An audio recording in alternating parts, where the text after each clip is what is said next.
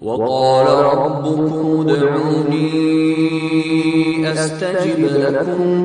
Ada penanya yang masuk melalui WA ya, dari hamba Allah, seorang akhwat 32 tahun, sudah menikah dari DKI Jakarta, dari 0812, 2 lagi, 63 kali, sekian-sekian. Penanya mengatakan, suami saya tidak memenuhi nafkah batin ke saya karena tidak ada ketertarikan seksual. Saya sudah melakukan dan memperbaiki semua tuntunan suami agar dia memiliki ketertarikan seksual. Namun hasilnya sampai saat ini saya tidak dinafkahi batin. Tapi nafkah jasmani masih mengalir. Suami saya tidak suka dengan keluarga saya. Hampir setiap hari mengkritik saya. Dan suami merasa semangat beribadahnya terganggu karena saya. Sehingga saat ini suami suka marah-marah, sholat di akhir waktu, jarang membaca Al-Quran, dan perhitungan dalam sedekah. Bagaimana baiknya Ustadz untuk saya? Apakah berpisah atau tidak? Baik, bagi penanya ini dan penanya-penanya yang lainnya, saya menyampaikan dulu kepada Anda sebelum Anda bertanya dan juga kami jawab ya sebenarnya sebelum Anda menyusun pertanyaan dan juga pada saat kami akan jawab, bertakwa kepada Allah Subhanahu wa taala. Ya, takutlah kepada Allah. Pertanyaan harus sesuai dengan keadaan apa adanya ya. Karena kami akan menjawab sesuai dengan pertanyaan Anda. Jangan sampai Anda cenderung sepihak. Sehingga akhirnya jawaban Anda bisa tunggangi untuk maslahat Anda pribadi. Pertanyaan masalah agama harus jelas.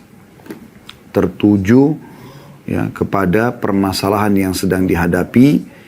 Yang benar Anda katakan benar, yang salah tentunya. Saya tidak mengatakan penanya ini, tapi semuanya yang bertanya ya. Saya akan masuk ke pertanyaan yang sudah masuk ini. Di potongan pertamanya saya bagi beberapa potongan. Suami saya tidak memenuhi nafkah batin ke saya karena tidak ada ketertarikan seksual. Saya sudah melakukan dan memperbaiki semua tuntutan suami agar dia memiliki ketertarikan seksual. Namun hasilnya sampai saat ini saya tidak dinafkahi batin. Tapi nafkah jasmani masih mengalir. Ini saya anggap potongan pertama dari pertanyaan Anda ya. Memang kami kaum laki-laki ini, saya bicara sebagai laki-laki, itu sangat pekah dalam masalah seksual ini. Perlu ibu tahu dan semua wanita muslimah wajib mengetahui masalah ini. Laki-laki itu sangat pekah. Pekah dengan bau mulut, nafas, bau ketiak, bau kemaluan, terus penampilan, cara menyisir rambut, memakai pakaian yang menarik bagi dia gitu ya. Kalau ada yang luput saja dari masalah ini, maka mungkin membuat dia tidak tertarik untuk melakukan itu. Tidak tertarik untuk melakukan hal tersebut. Dan itu normal. Semua laki-laki akan sama. Dan banyak laki-laki tidak mau membahasakan karena khawatir istrinya tersinggung. Oleh karena itu setiap muslimah, setiap istri wajib bagi dia. Karena ini melayani biologi suami kan kewajiban. Maka wajib bagi dia menjaga semua rentetan biologis itu. Di antaranya tadi menjaga bau badan, mulut, ya, nafas, kemudian ketiak, kemaluan. Ini anggota tubuh yang sensitif ya. Harus dijaga.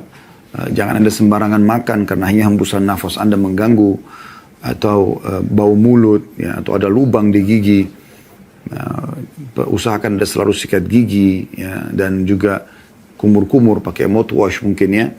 Sampai kata Nabi SAW, aku diperintahkan bersiwak sampai aku mengira, ya, aku akan ompong karena seringnya disuruh membersihkan gigi itu. Begitu juga dengan bau badan. Anda tahu hadis Nabi SAW, kata Nabi SAW, kalau kalian datang dari safar, janganlah ia masuk menemui keluarganya sampai dia memberitahukannya, agar para perempuan atau para istri itu ya, menyisir rambutnya dan mencukur bulu kemaluannya. Jadi ada hubungannya, hubungan biologis dengan masalah itu. Kerapian, kebersihan ya. Itu juga dengan baju yang dia suka, potongan rambut yang dia suka, penataan rumah yang dia suka ya. Saya tidak tahu tuntutan suami Anda ini seperti apa, tapi ini saya bicara secara global. Kalau apa yang saya bahasakan tadi Anda sudah yakin, tidak ada bau badan lagi ya. Karena gini, kadang-kadang kita sikat gigi nih. Kita pakai mouthwash untuk bau mulut misalnya. Itu dalam hitungan 10 menit saja sudah berubah. Kalau apalagi, walaupun Anda tidak makan dan minum apa-apa lagi ya, tapi itu sudah cukup untuk mengubah. Kembali kepada bau awal atau minimal sudah menghilangkan bau wangi daripada odol yang sudah kita pakai gitu. Jadi memang menggunakan ini bukan sekali saja, tapi beberapa kali. Setiap saat diperlukan. Kalau perlu setelah ngobrol sama suami, ternyata belum terjadi interaksi biologis, pas sudah ada arah ke sana, Anda kumur-kumur lagi. Itu penting. Karena itu sensitif sekali bagi laki-laki. Dan kebanyakan laki-laki tidak mau berbicara. Mereka, kalau yang beriman, mengekang itu. Kalau yang fasik, udah dia lampiaskan kepada yang lain. Anda tahu apa yang dijual oleh pelacur-pelacur naudzubillah di luar sana? Ya? Baju yang seksi, penampilan yang menggoda ya, tutur katanya lah, badan yang wangi. Memang begitu. Nah, seharusnya metode itu, metodenya ya, bukan jadi pelacurnya. Metode pakai baju yang seksi, badan yang wangi, godaan-godaan, menghibur suami yang positif, itu harusnya ada pada istri. Itu poinnya. Ya, jadi Anda pada saat menjalankan tuntutan suami sini, jalankan memang karena Anda tahu ini kewajiban Allah dalam memberikan hak suami dalam biologis, maka Anda lakukan itu. Sehingga Anda tulus dalam mengerjakan, bukan terpaksa. Saya kasih contoh, ada salah satu kerabat kami, sampai bercerai. Coba Anda bayangkan. Setelah suaminya sudah sekian tahun mengekang, suaminya suka rambut panjang, istrinya tetap selalu pendekin. Dan kalau diingatkan, kenapa potong rambutnya? Ya memang modal saya, kan panas, kan begini. Tidak mau tahu. Akhirnya sampai suaminya sudah nggak suka sama dia. Sabar sehari, 2 hari, sebulan, 2 bulan, sampai tahunan, akhirnya puncaknya cerai. Saya tanya sendiri kenapa. Salah satu sebabnya hanya karena masalah itu rambut saja. Itu sangat peka. Dan ini beda sekali dengan Anda sebagai wanita. Anda kalau cinta suami Anda beda. Bahkan kadang-kadang ada di antara istri, subhanallah, ya, Allah buat dia, walaupun suaminya berkeringatan, mungkin dia bersedia untuk disentuh. Karena cintanya sama suaminya. Kadang-kadang suami pulang kerja, belum sempat bersihkan badan, tapi begitu dia mendekat sama istrinya sudah wangi, istrinya menyambut saja. Walaupun sebenarnya itu mengganggu juga dia. Tapi begitu perempuan beda. Kalau laki-laki tidak seperti itu, Bu. Ya. Ini poin mesti Anda fahami. Potongan pertama pertanyaan Anda. Walaupun satu pertanyaan, tapi saya bagi jadi beberapa biar jelas ya. Jadi kalau Anda sudah jalankan semua apa yang saya sampaikan tadi, berarti ini ada kesalahan di suami Anda. Tapi kalau Anda belum jalankan ini, ya, masih ada egoisme Anda, maka Anda perbaikin itu. Kemudian di sini dikatakan suami saya tidak suka dengan keluarga saya. Ini poin perlu digarisbawahi. Ini bagian kedua dari pertanyaan Anda. Suami saya tidak suka dengan keluarga saya. Kenapa suami Anda tidak suka? Cari tahu apa sebabnya. Karena dia punya hak. Seorang wanita kalau sudah menikah, suaminya di atas siapapun dari manusia. Termasuk ayah kandungnya sendiri. Ayah kandungnya si wanita. Jangankan bicara keluarga secara umum. Ayah Anda, yang Anda lahir dari sperma dia, yang nama dia ternisbatkan pada nama Anda. Misalnya nama Anda Aisyah, nama ayah Anda Abu Bakar, nama Anda Aisyah Abu Bakar. Anda menikah tidak bisa diganti nama ayah Anda. Tapi setelah menikah, kepatuhan Anda pada ayah menjadi nomor 2. Pindah kepada suami. Termasuk ibu Anda juga. Jadi memang dia punya hak yang Anda harus dahulukan dari keluarga Anda semuanya. Apa yang suami tidak suka, jangan dilakukan. Jangan ngotot. Tetap suruh saudara datang, tetap suruh orang tua datang. Suami butuh waktu sama Anda. Nah ini nggak bisa. Saya yakin setiap laki-laki normal, kalau dia sudah diberikan haknya, terpenuhi. Dan ini saya lihat memang inti permasalahan sebenarnya di masalah pertama tadi. Masalah biologis yang terbengkalai. Karena laki-laki kalau sudah terbengkalai di situ, rentetannya kemana-mana. Termasuk masalah emosional, ya. Termasuk masalah tadi dianggap kurang bersedekah, ya. Ini memang berpengaruh kepada hal-hal itu. Jadi Anda cari tahu sebabnya apa. Dan siapa di antara keluarga Anda yang dia tidak suka. Ya udah, batasi dulu sementara. Kemudian cari tahu momentum yang tepat. Anda bisa berdiskusi sama dia, berbicara dengan dia, bicarakan baik-baik. Gitu. Ada masalah apa? Kenapa ayah saya? Kenapa ibu saya? Kenapa tante saya? Oh, dia begini begitu dan segala macam. Anda adil di sini. Kalau suami benar, Anda bilang, oh iya, memang Anda benar, memang kamu benar. Saya akan sampaikan ke keluarga saya. Tapi kalau suami salah, nasihatin baik-baik. Tapi kan bukan itu dalam Islam begini dan begitu. Kita bicara baik-baik. Ya, itu dari suami Anda tidak suka keluarga Anda. Potongan ketiga, hampir setiap hari mengkritik saya. Ini positif, Bu. Ya. Kritik itu kan berarti ada sesuatu yang dia tidak suka. Tidak mungkin dong kalau orang normal kritik tanpa sebab. Nggak mungkin. Pasti ada sesuatu di situ yang dia tidak suka, maka dia kritik. Anda bisa kritik orang lain. Kenapa? Karena ada yang Anda tidak suka kan?